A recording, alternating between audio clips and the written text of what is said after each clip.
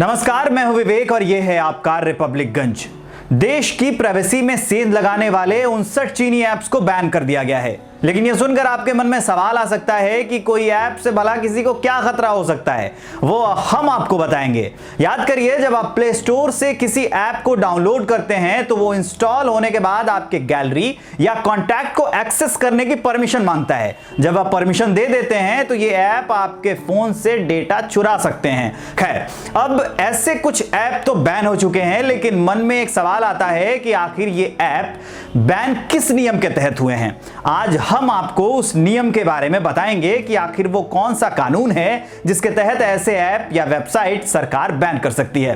तो उसका नाम है इंफॉर्मेशन टेक्नोलॉजी एक्ट 2000 की धारा 69A, सूचना तकनीक अधिनियम यानी आईटी एक्ट 2000 साल 2000 में संसद में पारित हुआ था। हालांकि फिर उसके बाद 2008 और 2009 में इसे संशोधित भी किया गया। आईटी एक्ट 2000 की धारा 69A के तहत भारत सरकार का गृह मंत्रालय देश की एकता और अखंडता को बनाए रखने के लिए, देश की रक्षा और शासन व्यवस्था को बनाए रखने के लिए किसी भी ऐप को बैन कर सकता है, किसी भी वेबसाइट को बैन कर सकता है और हाँ, उसकी आगे की जांच भी कर सकता है। इस कानून का इस्तेमाल साइबर अपराधों पर नकेल कसने के लिए भी की जाती है। गृह मंत्रालय के निर्देश के अनुसार भारत की 10 जांच एजेंसियां इस एक्ट के तहत किसी के भी कंप्यूटर या फोन की जांच कर सकती हैं, उनका डेटा निकाल सकती हैं और जानकारी हासिल कर सकती हैं।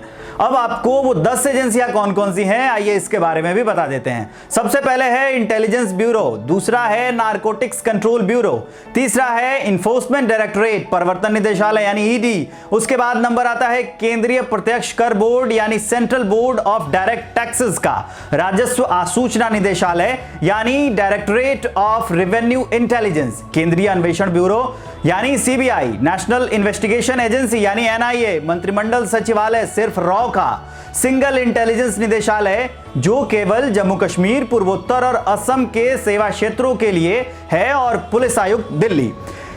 किसी लिहाज से जरूरी लगे तो गृह मंत्रालय किसी एजेंसी को देश की सुरक्षा के लिहाज से किसी के भी कंप्यूटर या फोन को एक्सेस करने की इजाजत दे सकता है। अब बात बच जाती है कि ये सब तो ठीक है, लेकिन अगर कोई जांच में संबंधित एजेंसियों की मदद नहीं करता तो उसका क्या होगा?